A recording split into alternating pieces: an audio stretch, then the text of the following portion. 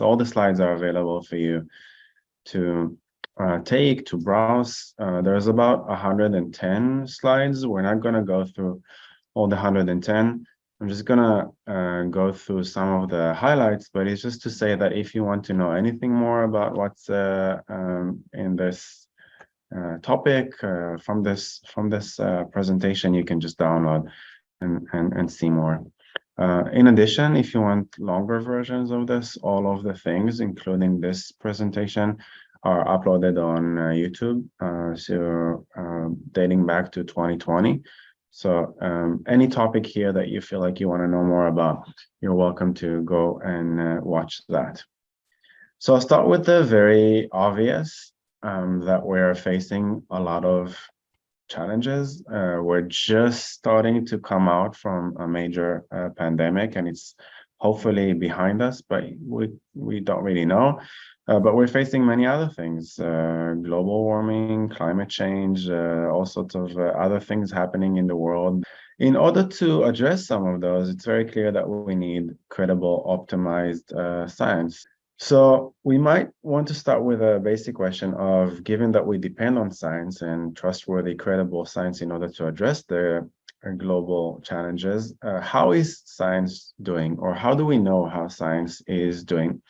And I'm going to start actually not from psychology. I'm going to start actually from biology, cancer biology. And this was published just now in 2021, so December 2021, so not too long ago. And once again, shocked the entire scientific community with its findings.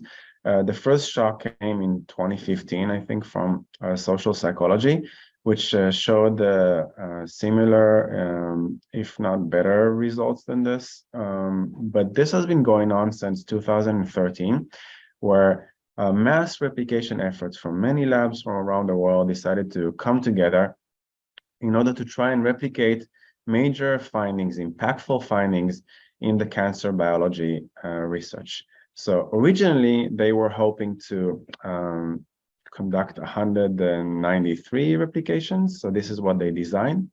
They started with 87 because over 100 of these experiments, they didn't know what was going on. I don't know if you ever read a scientific article, but if you have, it's very difficult to know from the methods section what actually they did, what was the procedure, what was the scales, what kind of analysis. So all of this is even harder in cancer biology. Although they aimed for 193, many of them did just not have the materials. When you contacted the original authors, the authors said, you know, it's gone, it's in a different laptop, we moved universities, the things changed, we lost it. So that's already quite unfortunate. Out of the 87 that started, only 50 of those were actually completed. So already you can see that the ratio of how many were able to reproduce and replicate is very, very low. But let's say that we started with 50. How many of those were actually successfully replicated? So here's a summary. Over here you can see of the experiments, here we have 33 of those that had 97 effects in them, so about 3 effects per each of the experiments. And what you can see is on one side you've got the original findings p-values. So p-values are very low. Originally, many referred to p-value of lower than 0.05 as meeting the threshold for finding support empirical evidence. But if you look at the replications, actually they're spread all over. Many of those are not lower than 0.05. Many of those are much higher than that. And if we look at the abstract and this summary table, we can see that out of the 50 experiments, how many succeeded in all of the 3 criteria that they determined for a successful replication? 2. So 2 out of the 50 experiments, 2 out of the 23 papers, 13 out of the 158 effects, very, very low rates, 6%. You can see the breakdown over here. And even in the ones that succeeded, the effect size, which is the impact of the manipulation on the end result, is 85% smaller than the median effect size in the original experiments, and 92% of the replication effect sizes were smaller than the original. So What does it mean that in cancer biology, the biggest findings that we had in the field, the ones that were most impactful, don't replicate? If this happens in psychology, there is some harm, mental health, perhaps all kinds of other outcome decisions are not optimal. But if this happens in cancer biology, this means that there's harm, there's injury, there's death, there is suffering. So the implications of this are just mind-blowing. It's very difficult to wrap your head around what it means for this not to replicate well. How big are these issues? Should we take this into consideration and try to figure out what's going on over here? So my take on this is that the issues are very big and we should really pay attention to this. I don't really know why, but at HKU, we don't discuss this with our students as much as we should. And I think this should be front and center on every science-based course that we give at HKU to discuss how to overcome these things. So we started with psychology back in 2015, but since then, up until cancer biology, most recently about it being broken, we see that this is not a specific discipline or a specific field. It's not just psychology, it's not just cancer research. In medicine, it seems like the sciences stopped working. Chemical research, economics, we have issues in computer science. We even have issues with quantum computing, physics to some extent. And these just keep on going. At some point, I just stopped collecting these headlines. And I really think that we should start talking to students about why this is happening and what we should do about this. And if we date back to one of the first investigations, and I'm very proud what actually based in psychology. So in 2015, a science paper came out looking at 100 different effects in social psychology, trying to replicate these in the top journals in psychology. And very few of those, about a third, replicated, and in the ones that replicated, it was about half. Then people said, perhaps it's just because the psychology journals are not very good, but if we go to Science and Nature and try to replicate this, maybe this will be better. But we did that, and then it was 13 out of the 21, and the effect size was half of the original.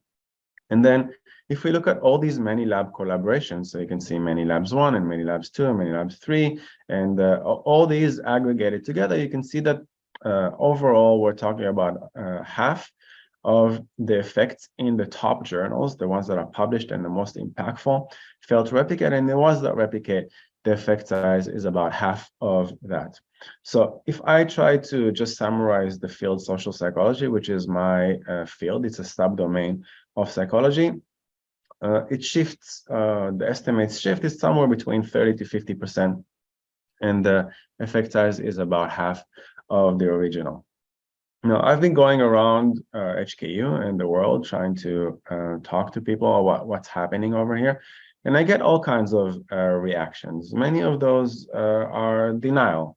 So at the beginning, it was, okay, so things don't work in psychology, so this is just a psychology problem. It's not a general problem. And now we already know that this is not a problem just in psychology. Even cancer research, medicine, and so forth are having the same kind of issues. So this is a science problem, not a psychology problem.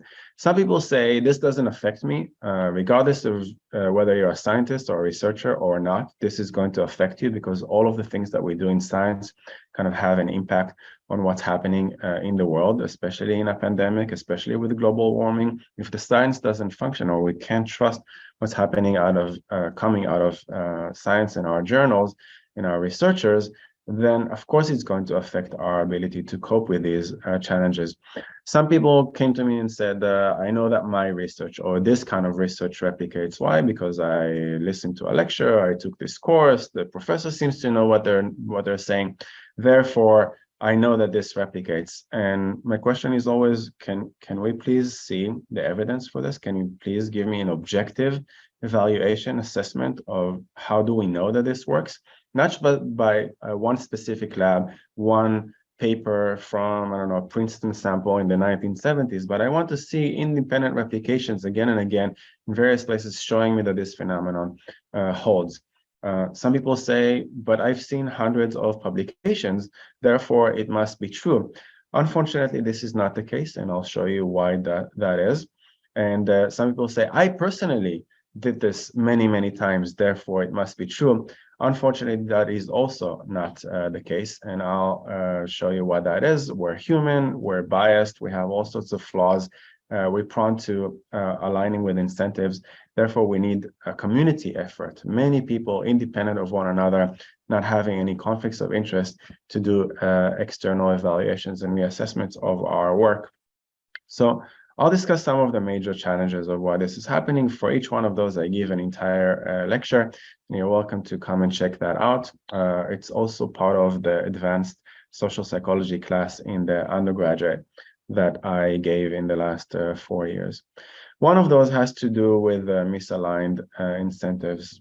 It's a little bit unfortunate that actually nobody really cares about the quality of our research. The way that people evaluate the quality of my research is based on where I publish. If I publish in high impact journals, if it went through peer review, then it's assumed that everything is okay.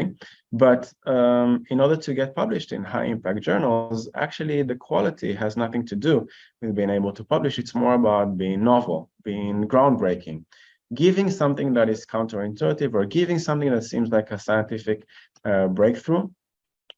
So there's a lot of misaligned incentives between how we're promoted, how we are hired, how we get published, how we get funding, and then what is it that we aim to do in research with a credible science that actually works. So I try to do all of these things about adversarial collaborations and the replications and diversity, and I want to reach the truth, and I want to verify, and I want to take things slow, and I want to make sure that everything repeats again and again in all kinds of circumstances. But the scientific way of pursuing things is just aligning with these incentives of publish as many as possible in the highest impact journals.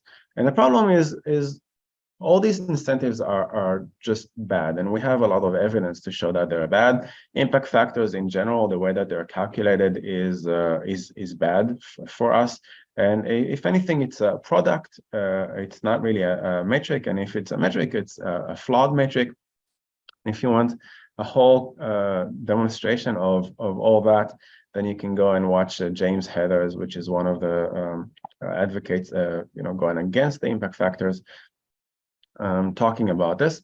And increasingly more and more universities in the world, unfortunately not HKU, are endorsing something called DORA, which is moving away from impact factors. But we're so addicted to impact factors. This is the only way that we know how to evaluate things, that if I want to get hired or promoted or get funding in Hong Kong at HKU, this is how I must demonstrate my work and my worth. I'll show you a short video. I'll try about some of the problems about how we handed all of the research and all of our IP over to for-profit publishers, and why this is a big problem. Hey, Christopher. Yeah, boss, what's up? What do you think about making some of our articles open access? That's a good idea. Make the articles free to the public so that anybody can appreciate the latest scientific advancements. I like it. Of course, the author would have to pay some kind of publishing fee. Yeah, okay, that's reasonable. What, like a couple $100? Yeah, I was thinking maybe $11,000. What? Yeah, $11,000, and we put your article on our website for anybody to read. Why so much?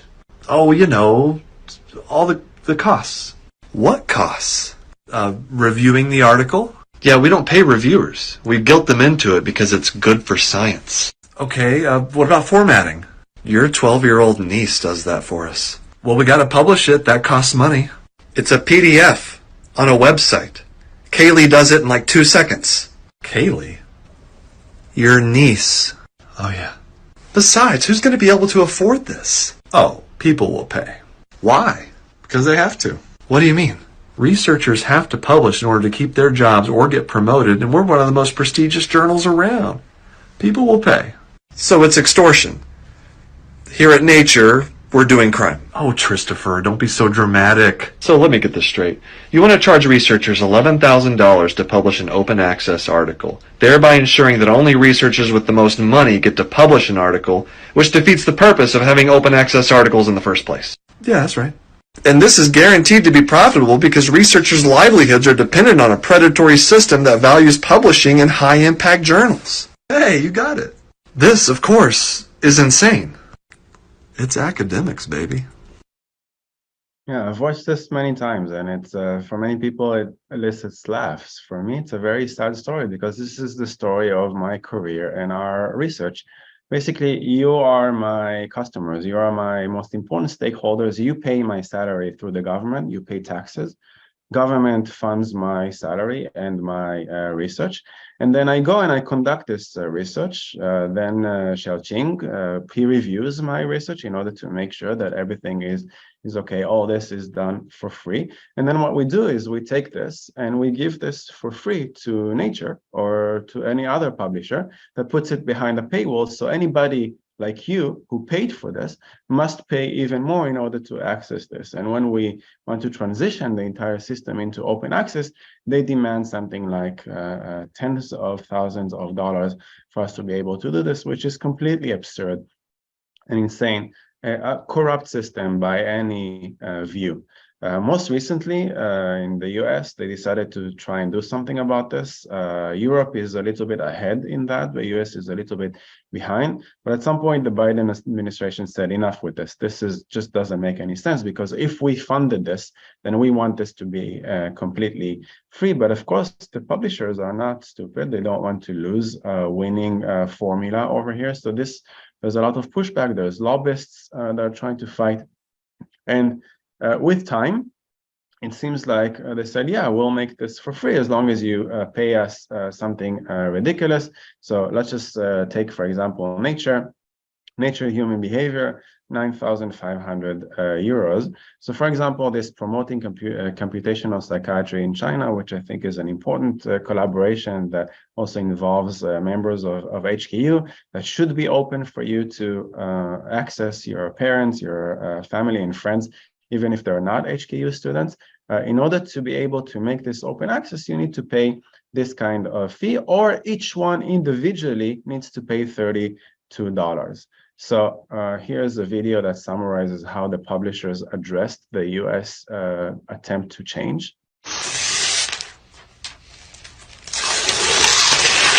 Hey, boss, I got a...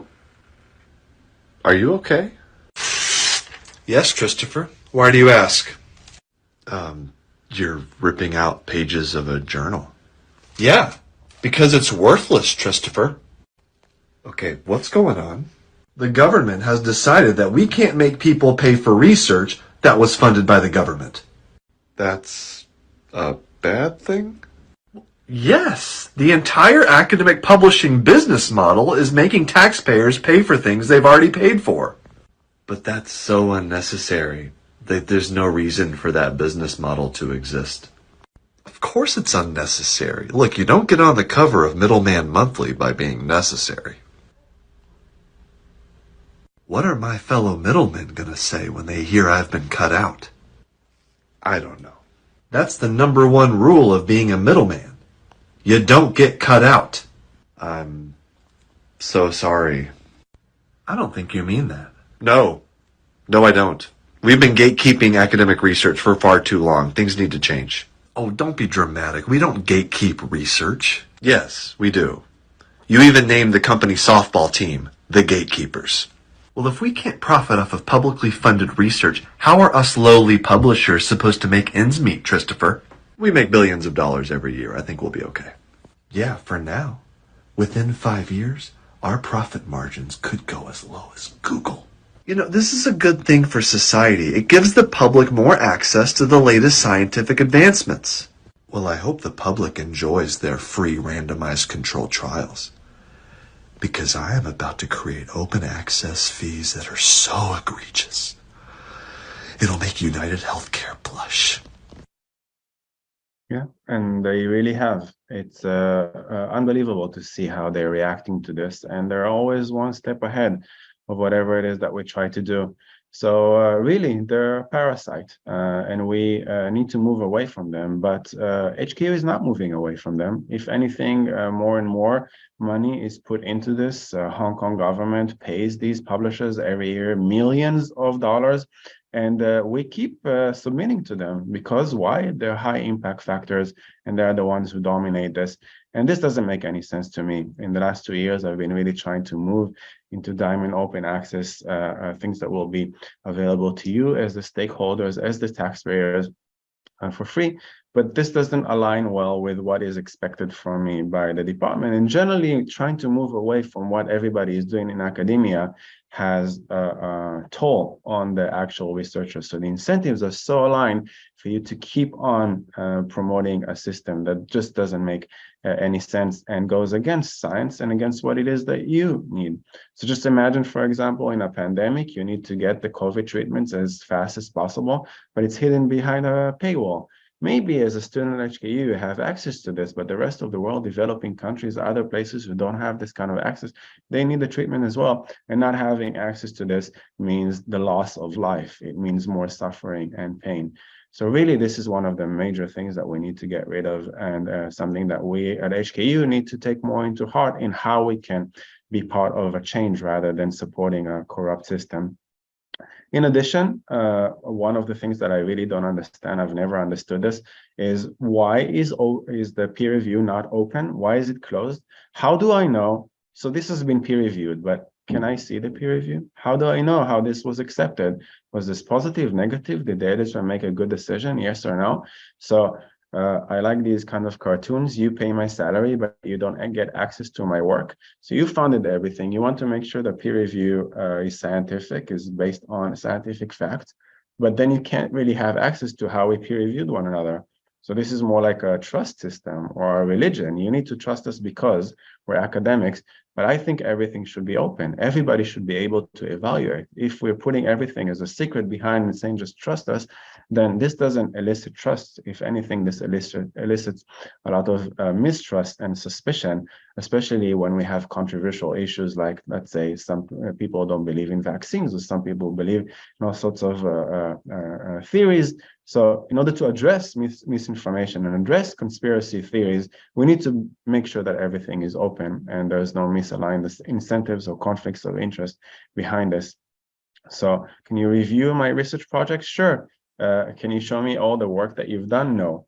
So I refuse to peer review anything that doesn't make all the materials, the data, and the code publicly available. Everybody who works with me needs to make everything available. And this is not yet a policy, not in journals, not at HKU, not in academia in general. And I really can't wrap my head around why that is. It's something that really bothers me on a daily basis as part of somebody who's involved actively in science. So in 2015, a book came out, The 7 Deadly Sins of Psychology. Now we know that this is not the 7 deadly sins of psychology, the 7 deadly sins of science. We have outcome bias, confirmation bias, publication bias. We only publish things that are positive results. Very rarely do we see a null finding that p-value was above 0.05. Hindsight bias, or reviewers get to see the outcome and they can say, okay, we don't like this kind of outcome, therefore reject. So we have a list of very well-known cognitive biases, issues in the scientific process. We can't see the peer review, so that we don't know whether these exist or not. We have indirect evidence that all those are taking place, if only by the mere fact that we're human and this is how we process information. And the incentives align us to take the bad negative path rather than the pro-science desired path. So give you an example of the scientific process, what exactly is happening. So if you look at this, we start from generating and specifying a hypothesis, then we design a study, then we collect the data, then we analyze the data, then we interpret the data, and then finally we publish. In each one of those, we already have meta-scientific evidence to show us that there's a big problem. So for example, of every 1,000 papers, only one of them gets a replication. So I just showed you 50 out of 197 articles in cancer biology, but there's thousands of articles out there that are very impactful, that have affected policy, that people have implemented treatments based on this. These are in your textbooks. that nobody has ever conducted an independent replication. It could be something from the 1960s, 1970s that was done on a sample of 20 in some school in the US in a different culture. And then we just take it for granted that this is going to be universal and applied everywhere and exists over time. So part of scientific truth is replicating, reproducing again and again, running again and again, and then publishing this in order so that we can track whether this works, to what extent. But only 1 in 1,000 papers is published. Unbelievable. It used to be also that samples were very, very small. So we had low statistical power, which meant a lot of noise. So actually, there's a lot of reason to believe that many of the results are based on flukes, or that there's all sorts of questionable research practices that people have done in order to try and game the system, in order to get positive findings despite the low statistical power. Evidence for that we have plenty. I'll show you a little bit of that, but how many people are doing questionable research practices? Between 50 and 90, between 50 and 100. Selective reporting is one of the issues. Changing the hypothesis is one of the issues. And then at the end, we also have a publication bias. It can't be that we have a literature that is 92% positive in psychology. There has to be null findings. Some things don't work. And we also need to know what doesn't work, not just what works or worked for one lab in one circumstance at one point in time. So I'll give you one case study, and this really rocked the social science, social psychology world in 2011. I told you about the science paper in 2015. We started that science paper because of this case study. In 2011, came out an article that changed the way that we look at our journals. And the article was this. It was in one of our best journals. So this is the Journal of Personality and Social Psychology, a very high impact. And this journal article was claiming that people can feel the future. People are reacting in advance to something that happens milliseconds afterwards. In order to show this demonstration, they had 9 experiments. So this is Daryl Bem. He actually wrote the introduction to social psychology. He's the 3rd author, I think. So he is the one who is teaching our next generations, has been for a very long time. 9 experiments, over 1,000 participants. And all of them but one had statistically significant results, showing support for this psi phenomenon of people reacting in advance to something that happens in the future, which he called feeling the future. So from everything that we know about the universe, a lot of experiments in physics, entire domains, theories show this to be impossible. So what does it mean, first of all, that a psychologist conducted these experiments and showed support for this? And then not only that, but this survived peer review and was published in one of our top journals. To make things even worse, when we try to understand what exactly is wrong with this, so where did he go wrong, or what did he do over here? Did he play with the data? So it's not fraud. He didn't make up these findings. What was he able to do in order to get to these findings? And the most disturbing thing is that we couldn't find anything wrong with it. So if he's able to show 9 experiments, 8 out of 9 experiments, showing support for this effect with these kinds of samples, using the standard best practices statistical methods, then this shows that we have a problem with our statistical methods. There's something very wrong about the way that we've been doing experiments. One of the first things that you do when you see something like this is to try to replicate this. And very fast, this was the first demonstration, fading the future and then correcting the past. People were not able to show support for this. Now, it took a very long time for this to actually make it to an actual publication. And at the beginning, JPSP, the Journal of Personality and Social Psychology, completely rejected this, saying we don't publish replications. So people said at the very least retract this. So make sure that the original article is not there. But if you go and look at the literature, it's still there. It's still being cited. People still see this as support for psi, and people maybe will, if they're interested, they will look to see if this has been corrected in some way. But most people don't remember these replications. They remember the paper in 2011, which is very, very disturbing. It's still out there, but this really showed that there's something is very wrong in the way that we do research. to demonstrate to you what exactly happened with this kind of journal article, and to show you just how common this was. So everything that I'm going to show you right now is something that up until 2011 in social psychology and up until today in some disciplines that I'm familiar with is happening on a daily basis. This is how we get these kinds of findings. So this is a real case study. You can see this is from 2015. These are the headlines of a study, a real study that was conducted. Has the world gone cocoa? Eating chocolate can help you lose weight.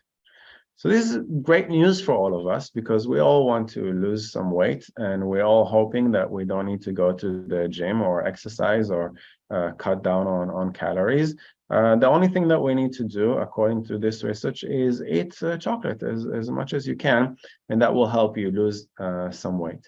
And of course, media was very happy about this. This really went viral and blew up, and it's a real research done by real researchers with real participants. Is it real? So kind of. It's a hoax. It was a real study, but a science researcher wanted to demonstrate exactly what's happening in the way that people do research. And he wrote this blog post, says, I fooled millions into thinking chocolate helps weight loss. Here's how. And here's the little science secret. If you measure a large number of things about a small number of people, you're almost guaranteed to get a statistically significant result. How to do this? He measured 18 different things, not just weight, but also cholesterol and sodium and blood protein levels and sleep quality and so forth, from 15 people. So a very, very small sample with very big noise. And if you have 18 different measures, one of them, just by the randomness of the universe, is going to show you a p-value of lower than 0.05.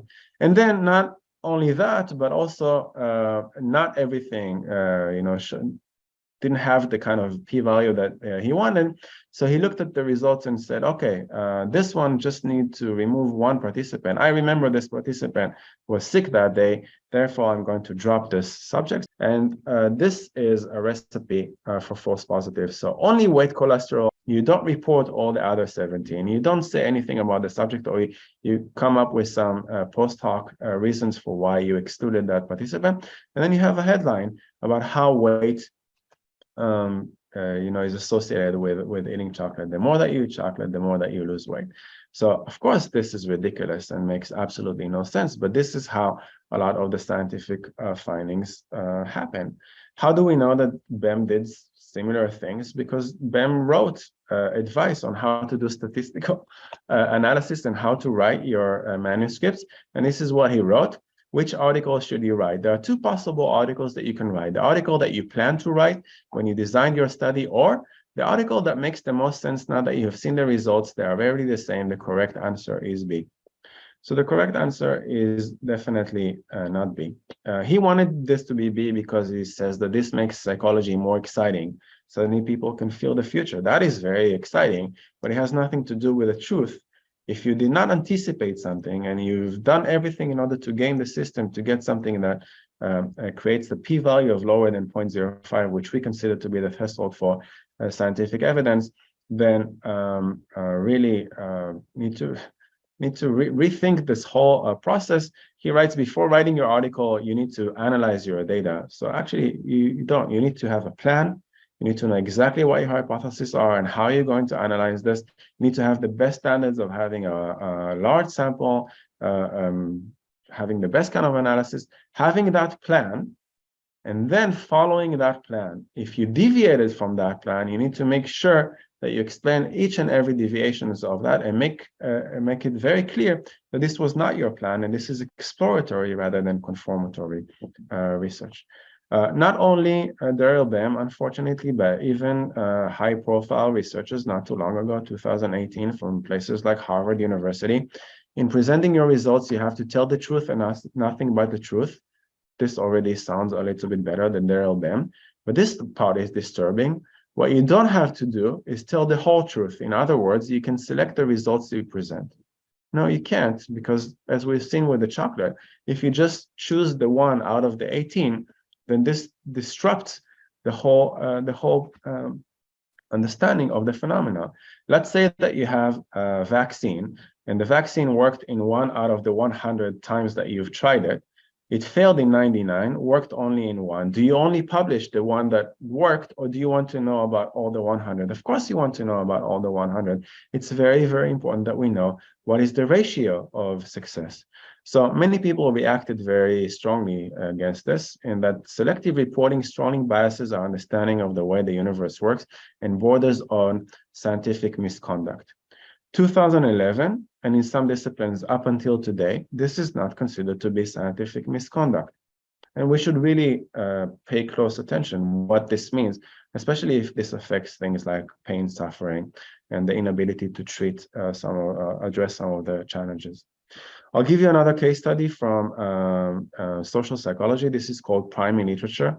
I think any social psychology class, this is being addressed, but this I can give you examples from neuroscience or whatever other discipline you're from.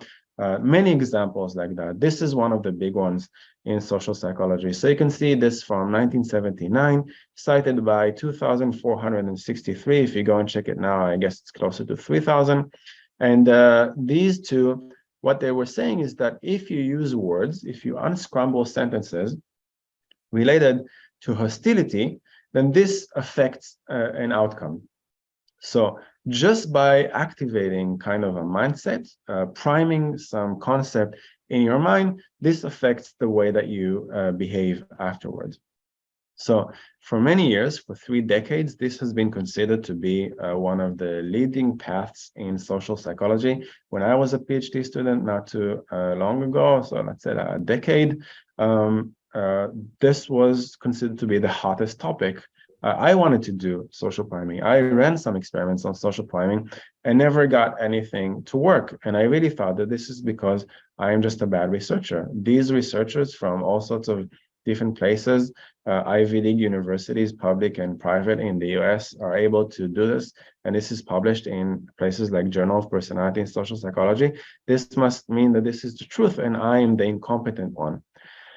However, given everything that's happened with BEM, and everything that's happened because of 2015, the science paper and the failed replications, we decided to do replication on this as well. So this is published in 2018. This is a registered replication report. This was actually involving the original author. So Bob Wire vetted the protocol. So he made sure that everything is okay. And what you can see here is all the people, many of them from the open science community, dedicated to trying and figure out how large is the effect for priming. I don't think any of us really expected priming not to work. However, when we look at the actual findings, although the confidence intervals for one outcome excluded 0 and the observed effect was in the predicted direction, these results suggest that currently used methods do not produce priming effect that is practically or routinely detectable. What does this very high language actually mean? It means that they were not able to replicate the effect.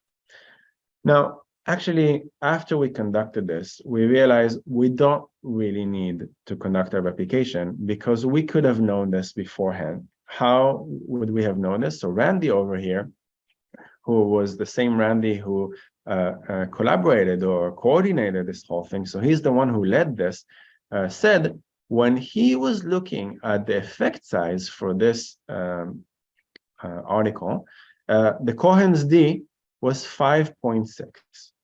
5.6. A typical effect size in social psychology is something like 0.35. 0.35. A Cohen's d of 5.6 is completely insane and impossible. Plus, if you look at the meta-analysis that show the priming effect works, not only did they show that there's an impossible effect size, 5.65, but also if you look at some of these other ones, staple and staple and staple, one of the things that happened in 2011 is that Diedrich Stapel, this Stapel over here, who was the dean of Tilburg University, turns out that he fabricated fraud case. He fabricated all of his data, and he was a priming researcher. So many of the things included in this meta-analysis that shows support for priming effect is either fraud or impossible effects. In order to know that this is an impossible effect, there's some demonstration over here. If you want to know what is a Cohen's d of 5.6, it's comparing Shaq to the average female in terms of height. So it's not something very, very small, but can you imagine that just unscrambling sentences leads to such a big effect, a deviation from what is expected in behavior? So when they asked Bob Wire, so you know that there's 5.7 Cohen's d, what is going on? And Bob said, yeah, error in reported statistics, it just can't be. And when we look at the effects, the F is just 590, 1, 2, 3. Something really doesn't make any sense here. More than that, if you look at the figures, you can actually see this from the figures, because there was a four-way interaction among these variables showing p-value just below 0.05. And this figure over here is just too perfect, because there's such a very small n sample size per condition. So the chances are that it's gonna vary in noise. So there's no way for things to be as clean as what you can see over here in the figure. So something is very wrong over here. I don't want to assume fraud. I know these authors and they've done some good research that does replicate, but in this case, somebody really messed up. And it's not just that they messed up in 1979.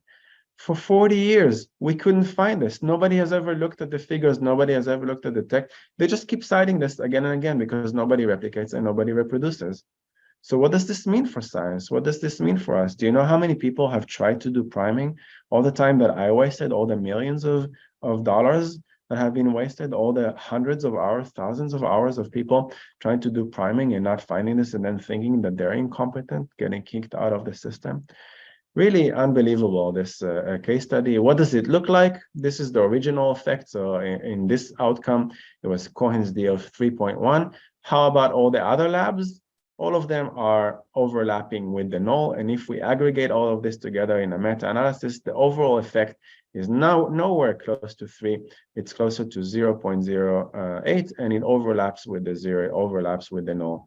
Same thing for this one, almost 3, overlaps with the null. If anything, it goes in the opposite direction. So there's no effect. Priming, one of the top research, highly cited article, just 0. So the conclusions are, this is inconsistent. This is a failed replication. We should have done much better here. But then some of the others came and said, but this can't be, because we've done social priming research for a very long time and we've seen this work. It's not because there's no effect, it's because something changed over time. So from 1979 to 2018, a lot of things have changed. Therefore, you need to work with priming researchers in order to address the conceptual changes over time in order to adapt this to today. So poor Randy, so Randy McCarthy, once again, did another mass replication effort. And this time, he didn't just do a direct replication, he also did the conceptual replication. And he worked with social priming researchers in order to do both the close and the conceptual in order to see whether this replicates. And once again, look at these samples. 2,120, 2,500, millions of dollars, hundreds of hours of very prominent researchers from around the world. What is the effect? Despite our best efforts to produce favorable conditions for the effects to emerge, we did not detect a hostile priming effect. We suggest that researchers should not invest more resources into trying to detect hostile priming effect.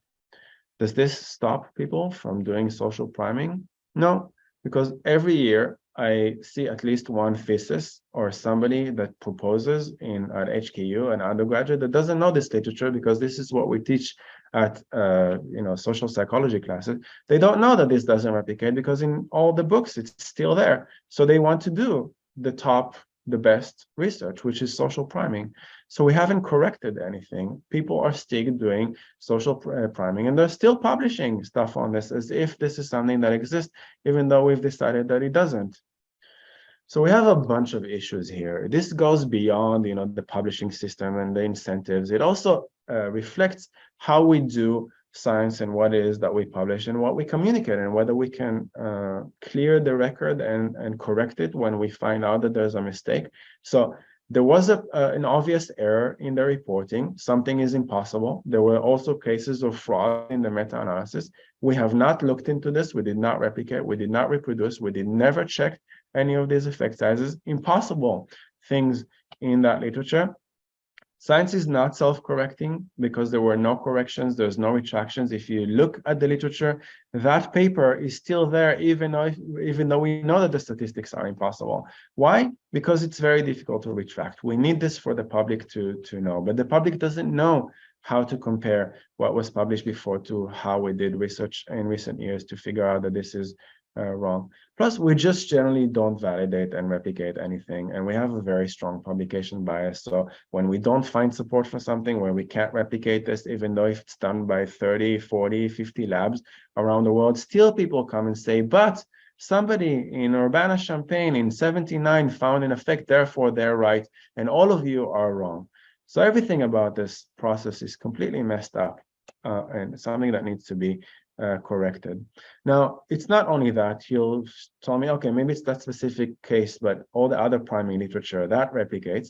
No, it doesn't. So commitment priming, honesty priming, intelligence priming, all of the other kinds of literatures related to this, all of these don't replicate. All of these are dozens of labs around the world trying to get together in order to replicate priming effects and failing that.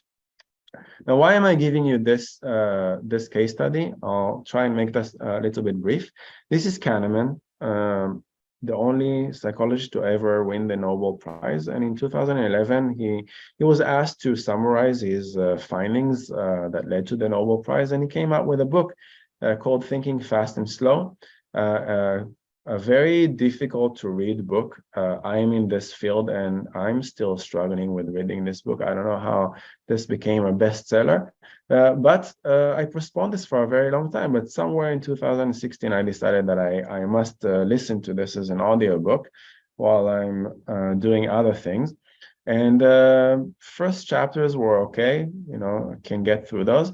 But when I got to chapter 5 or 6, I had to stop and listen very carefully because these were about social priming. And said that social priming is a very promising direction, that he is a strong believer in this literature. Because of all the failed replications with BEM and some of the other signs that perhaps psychology is not as strong, social psychology is not as strong, he asked the priming literature. So this is a private email that later became public that he wrote to the priming literature people saying, as you know, questions have been raised about the robustness of priming results. Your field is now the poster child for doubts about the integrity of psychological research. People have now attached a question mark to the field, and it's your responsibility to remove it. So I'm asking you, please, can you make sure the social priming works? All I have personally at stake is that I recently wrote a book that emphasizes priming research as a new approach for associative memory. Count me in as a general believer. He was very worried about this. He saw a train wreck looming.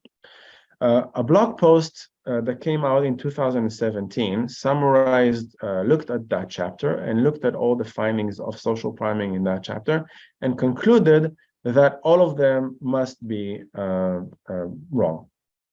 And to everybody's surprise, Kahneman, who is over 80, went in 2017 on that blog, a relatively anonymous blog, and wrote a comment.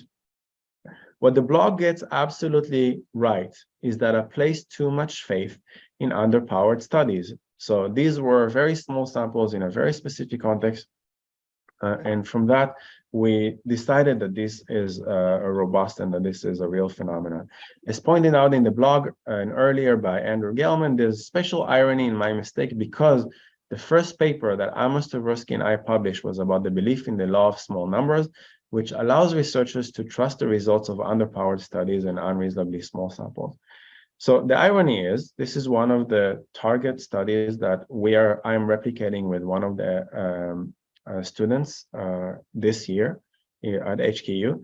So what he basically did, he went to statistician conferences and he gave them a scenario that looks very much like a priming study. Suppose that you ran an experiment on 20 subjects and you've obtained a significant result, reconfirms your theory. What is the what is the probability that this will replicate again and again, that this is a real phenomenon? And many people, including statisticians, people who are very knowledgeable about statistics, got this wrong. Why? Because they think that small samples kind of are robust and show results for as the general sample, as the general population. So this is ironic because this is some of the work that led to his Nobel Prize. So if he went around the world warning people about this problem, and he's the one who fell into that trap in his book. So the great Daniel Kahneman fell into the trap with priming, and what can we say? We're all prone to this bias. We all have these problems. So this is a very prominent literature. You can see it's been cited many times, and we're all human. Even Kahneman falls into this trap. So we have a lot of issues. We have a lot of things that we need to address with questionable research practices. Yeah, so I just wanted to tell you that this is still ongoing. Books are still coming up saying that social priming still works. I wanted to give you an exhaustive demonstration of all of these issues and to get you into the mindset that something needs to be fixed. You can look at this video. It's an interesting video. I also give demonstrations of how to do questionable research practices. I'm hoping to turn this into a semester-long course, showing step-by-step how you can achieve p-value lower than 0.05, even if there's nothing there. So people are really doing this. There are all kinds of evidence that people are doing questionable research practices, that they're gaming the system, and just say that this is costing us lives, and this is costing us a lot of money, and we have to do something about this. We don't have a lot of time, especially when there's global climate change, global challenges, and pandemics. So can we get back on track? There are some solutions to this. Thankfully, UNESCO seems to be finally last year came out with claiming that open science is the solution to some of this. So now there's more and more interest in implementing open science, and I think open science should be the default science. There shouldn't be any closed science. Singapore is doing something about this. Hong Kong is doing something about this. Not the universities, not HKU, but a conference that was in Hong Kong decided that this is something that we should do. I hope that HKU will jump on board at some point. Where to start, what to do. I won't go into this in detail, but I'll just tell you that there is a solution, and the solution is called a registered report. It's part of a wide array of solutions that we need, but at least on the researcher side, on your side, when you conduct research, it's either in academia or in industry, the way to approach this is by doing a registered report. It means that rather than submitting everything at the end after you conduct all of the research, instead of doing this here, which is broken and flawed, you first do your plan, you submit your plan to peer review, you get feedback, you improve on that, and once everybody agrees that this is the best plan, then you get an in-principle acceptance. And that means that everything is published regardless of p-value, regardless of the outcome. If the plan is good, then it's going to get published. So this takes care of all the publication bias. This takes care of all the outcome bias, hindsight bias, many of the other issues. So you have two stages of peer review, stage 1 and stage 2. And in stage 2, they're only validating that you followed the plan of the pre-registration, nothing else beyond that. So from all these problems that we discussed before, suddenly we eliminate all of these biases because there is no publication bias. We ensure that there's large samples. We make sure that there's no p-hacking or post-hoc hypothesizing or anything like that. And we make sure that everything is openly available and for everybody to see. And this is growing. So if you're going to do anything in academia or outside that is related to research or academic research, then I encourage you to try and adopt this, and more journals are moving in this kind of direction. And this is the best kind of evidence that we can actually have in order to tackle some of these global challenges. It's good for science. It's also good for authors. So it also aligns with some of the incentives of careers, but it requires a certain mindset from the university that I think HKU is still not quite there, which is why change has been very slow in our university. There's all kinds of evidence to show that this actually does work and does help, and that it is more rigorous, and that it addresses all the issues of science much better than the traditional methods. And this year and the last 2 years, I've been implementing register reports with all my undergraduate and master's taught thesis students. So all of them, before we collect the data, we submit this to the journal, they go through peer review, we get endorsement by the community, by a journal telling us that this is a good plan, and only then we proceed. And this means that the students get a publication, science benefits, everything is open, everything is shared, and everything is according to best practices.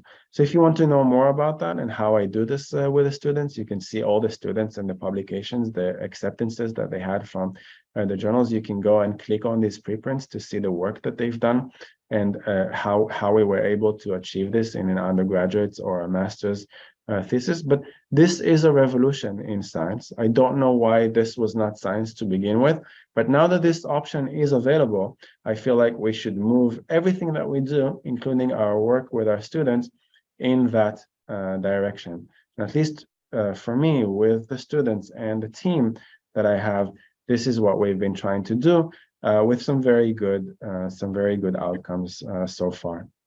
So this is pretty much what I wanted to share with you. There's a lot more information about open science, meta science, what I do with the students, the replications, a host of things.